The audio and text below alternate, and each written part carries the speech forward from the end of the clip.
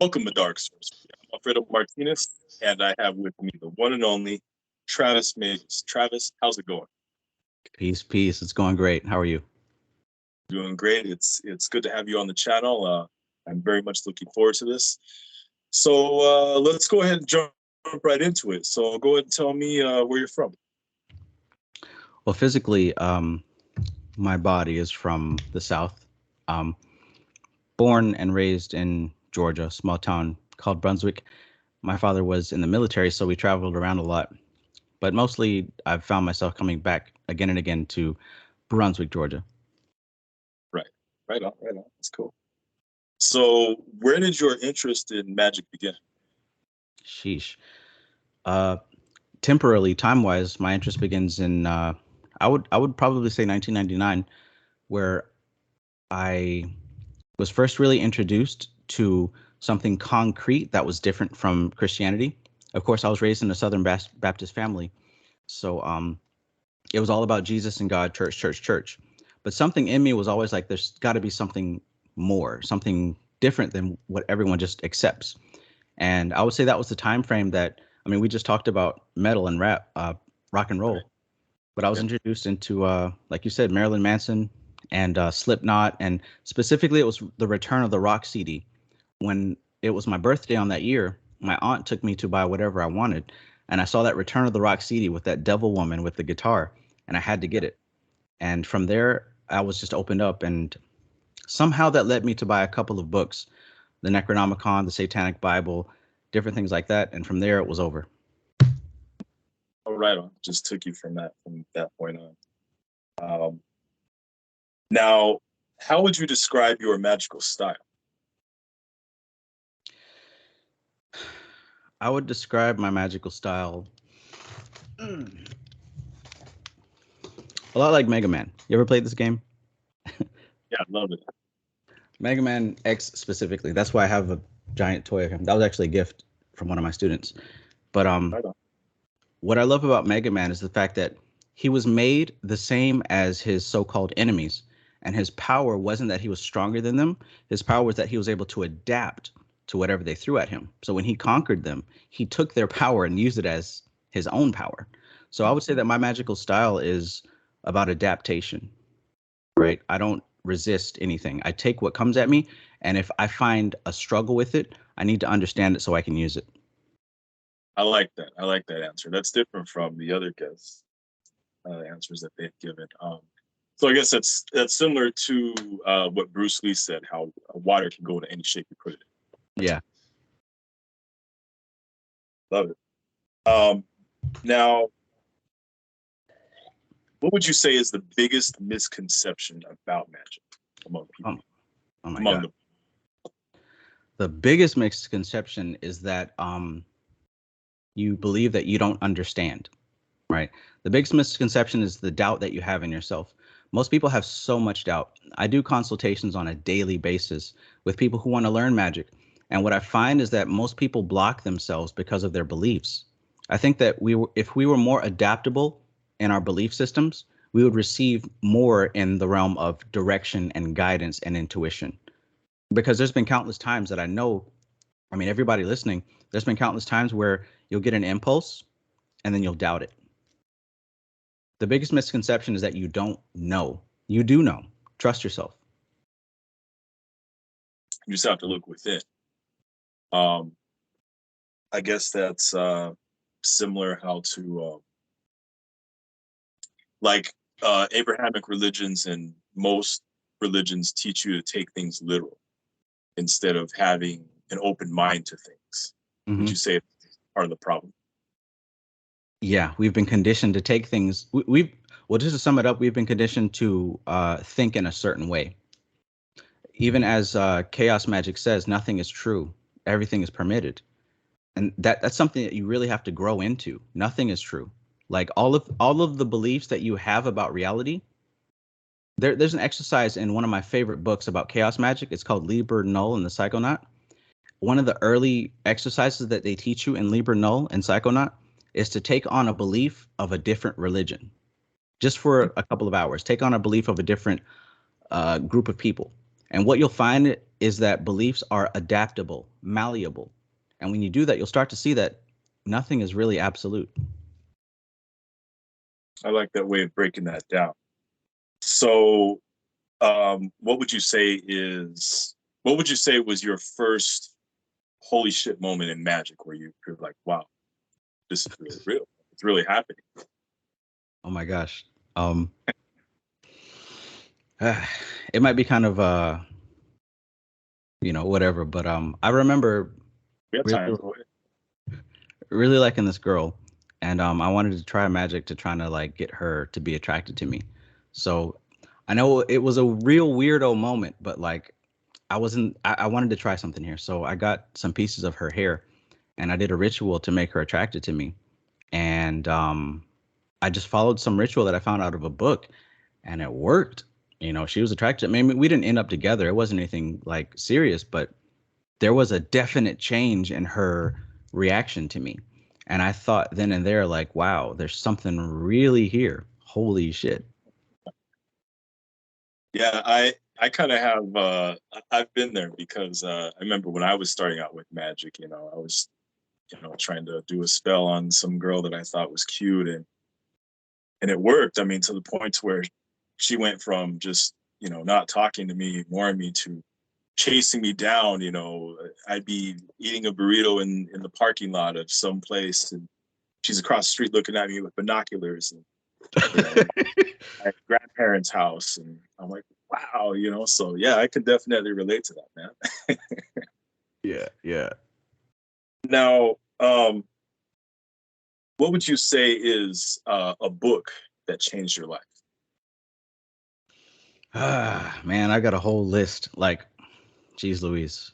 Every time a book that comes into my realm that changes my life, I categorize it by a color. So like I have a blue book, a green book, a black book, a red book. And I do that because it has such a profound effect on me that I don't like to share it with just everybody. I share a lot of books, but like there's specific ones that I don't share because I know that they can be so intense in their change.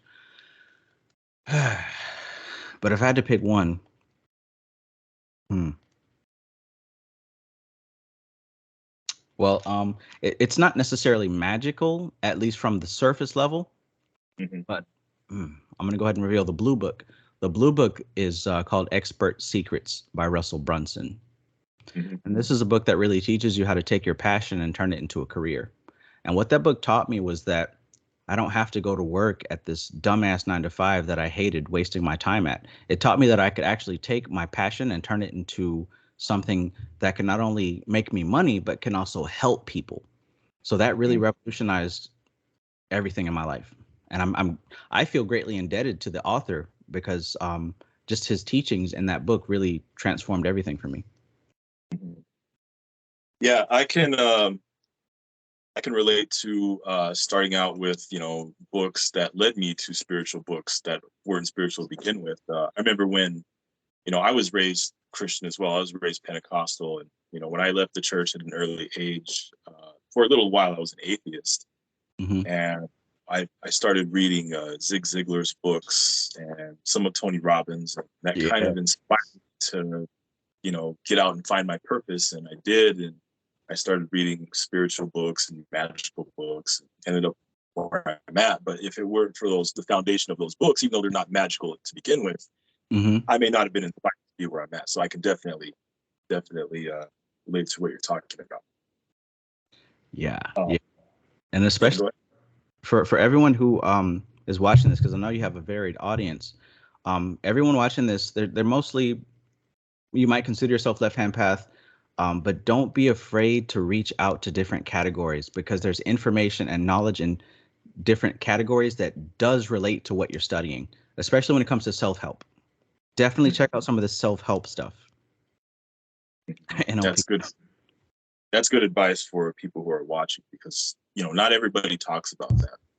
People just try to keep it magical in general, but you can learn from any path, any Mhm. religion, any book. Just as it's, I think that it's just a matter of, like the saying goes, it's not in finding new lands, but in seeing with new eyes, basically. You know. Now, I had been watching some of your YouTube videos, And I like the way you broke it down, where you speak of the etheric pattern, the law of correspondence. You say in one of your videos that there's a substance at the end of the material world, whether you want to call it the ether of the wise, the astrolite, akasha, chi, pneuma, excuse me, the reflecting ether, the subconscious mind, whatever. It's all the same thing. Can you go ahead and kind of explain that as about this substance you speak of? Yeah. Okay. A lot of that I learned from what I call the Black Book, and I can share that with you specifically after this video. But mostly when we've got these, this is coming from a Kabbalistic perspective. I mostly study Kabbalah as well as yoga and Tantra.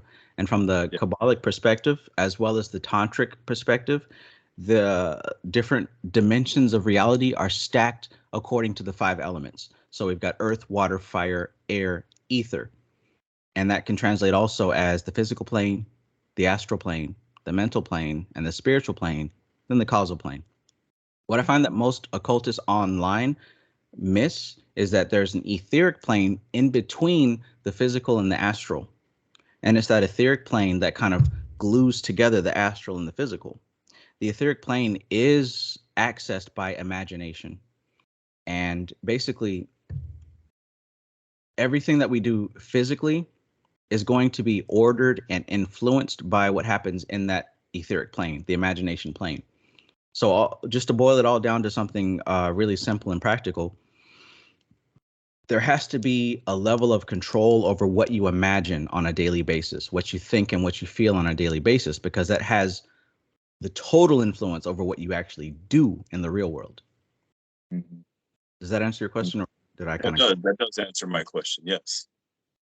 And you also speak of the like the way you break it down is the physical plane is the hardware and the etheric plane is the software, as above, so below.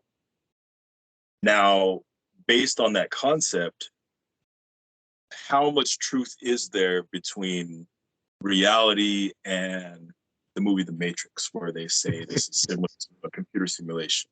How much truth is there to that? Ultimate truth. Okay. The reality that we experience is entirely dictated by the words that we use and the definitions that we place on those words. It might sound ridiculous, but everything that we experience is entirely determined by the words and the definition of those words. The Matrix isn't some weird computer program off in space somewhere. The Matrix is your interpretation of words and language.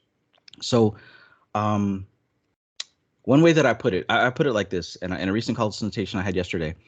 Let's say we have two individuals, and they're both experiencing voices that's not necessarily their own. Now, one person, they're channeling these voices and they're saying, oh, I'm a spiritualist, I'm getting channels and I'm getting spirit communication, and they're able to take that and utilize it into something useful, right? So they may do videos talking about what they channeled from the spirit, and they're able to help people and do tarot and da da da da da. Let's take him and put him over here. We've got another person where she has the same thing going on, but she doesn't understand. She doesn't have any language for it. She goes to the doctor, and what's the doctor say? You're schizophrenic.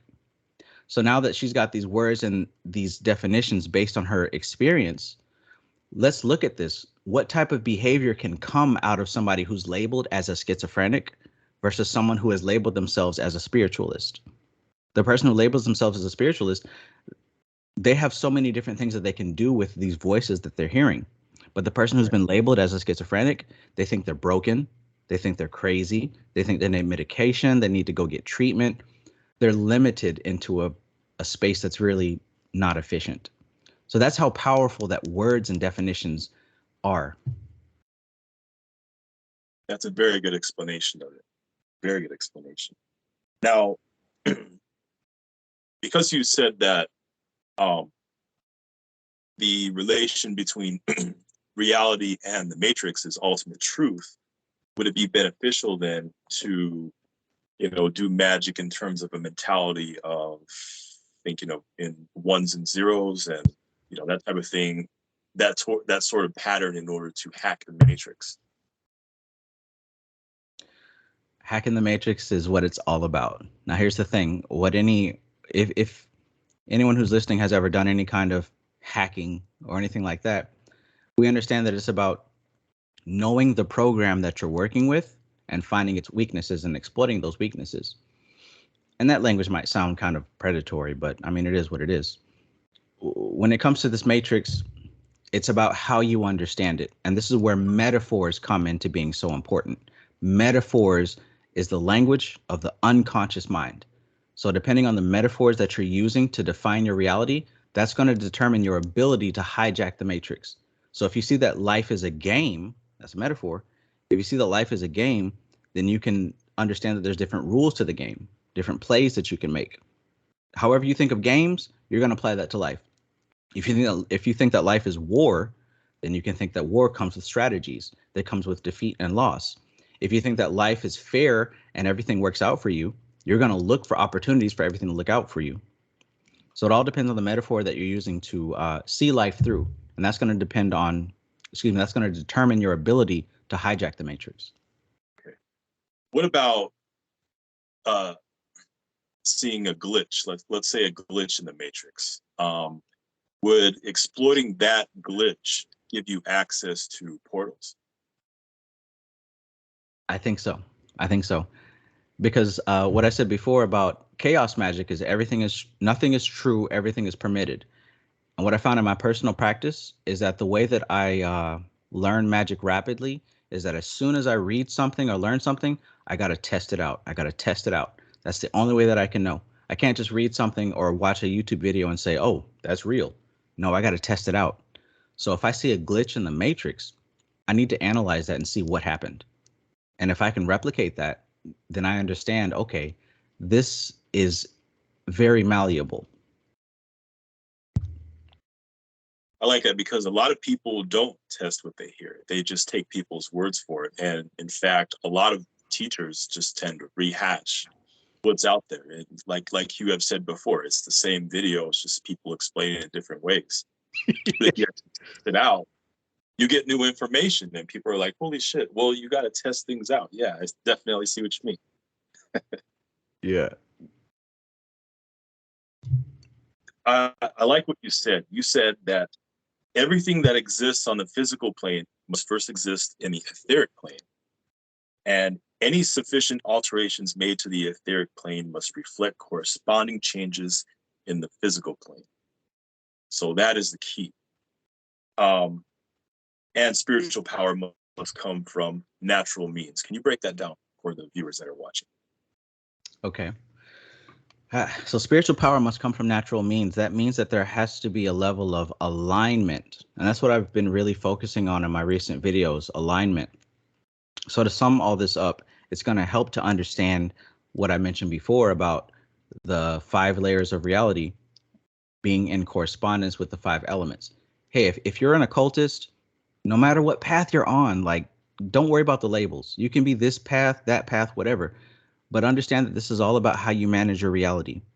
So depending on what system that you use, there's no system that's better than the other. Figure out your system and figure out how it's structured. What I use is the Kabbalistic system and the Tantric system. And that's categorized by understanding reality in terms of the 5 elements, being Akasha, air, fire, water, earth. And that also lines up with the physical plane, astral plane, mental plane, spiritual plane, and causal plane. And basically, to answer your question, it's about alignment with all those planes so that what you do physically lines up with what happens emotionally, mentally, spiritually, and also at the highest level, which is archetypally. Yeah. Okay. So in other words, if you're trying to manifest something specifically, like say wealth, it would help to come into alignment with a wealth deity and to understand the correspondences that go along with that wealth deity. They might need to use cinnamon or bay leaf or whatever. What happens is when you're using those particular physical objects, you're also aligning your emotions with that. You're aligning your thoughts with that. And as you stack this alignment, it makes it so much easier for it to actually transpire. Okay, that makes sense. That makes sense. You said also that the operator is Malkuth. Can you wouldn't just break that down really quick? What you meant by that?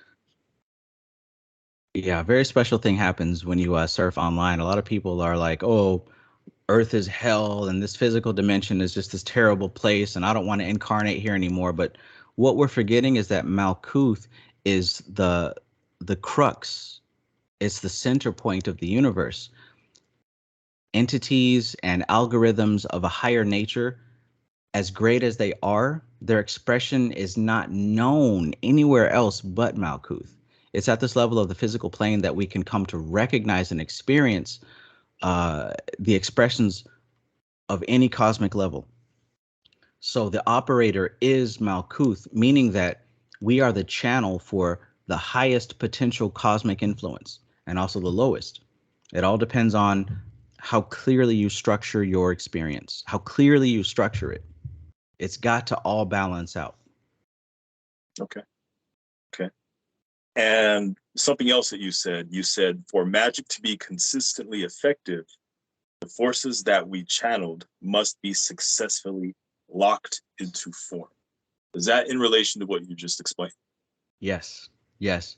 And as you know from like sigil magic, whenever you have an intention, you that's on the we can say that's on the spiritual realm. That's the intent. The next realm is the mental plane. So what we do is we have corresponding thoughts that align with our intention. Then we bring that down to the astral plane and we have the corresponding emotions and feelings. Then we bring that down to the physical plane and we do the corresponding actions. Even if that's just drawing a sigil or purchasing some type of symbolic representative to put on our altar, as long as we have done the work to align it on all those levels, we're channeling that cosmic subjective force into an objective form. Okay, that makes sense. Makes perfect sense. Just a couple of questions before we go ahead and finish up. What would you say is your favorite divination method? My favorite divination, what? Favorite divination method? My favorite divination method. Geez Louise. I think I've structured myself to be able to be open at any given time. So probably my favorite divination method is going into trance through music. There's certain music that I can listen to that can put me into a certain trance. And I find that when I'm in that state of mind, certain information becomes easier for me to grasp. That sounds similar to what Sutekh was explaining to me just the other week. He said he likes to use the same method of sound and music, which is why he's so into it. Yeah. And so to people who are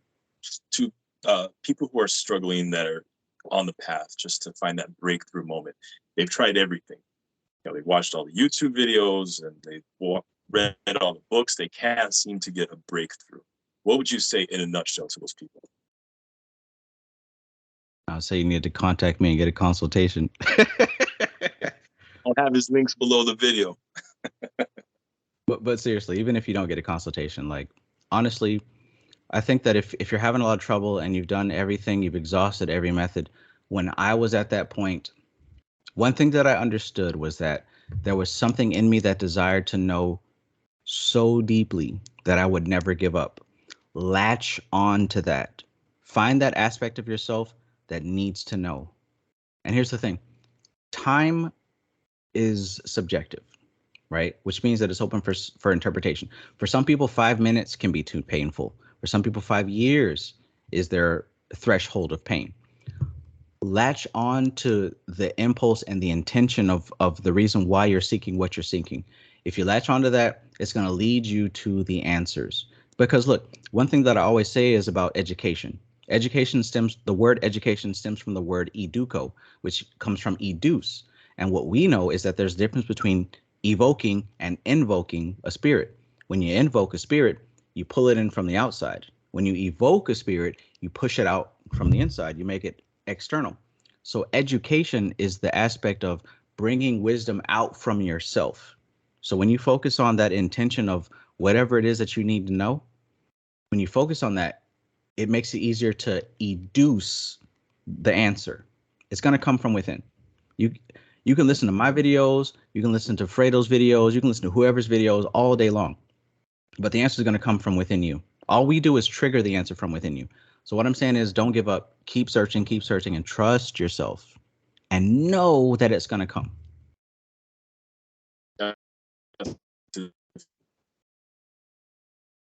Okay. And what would you say is the biggest mistake that experienced practitioners make? Getting too confident and getting too full of themselves. Feeling like we know it all, feeling like we got it all figured out. Yeah. At no point in our journey do we have it all figured out. Like, I may know a lot, you may know a lot, but we both know that we've got a long way to go as well. Yeah. The more you know you don't know. Never stop learning.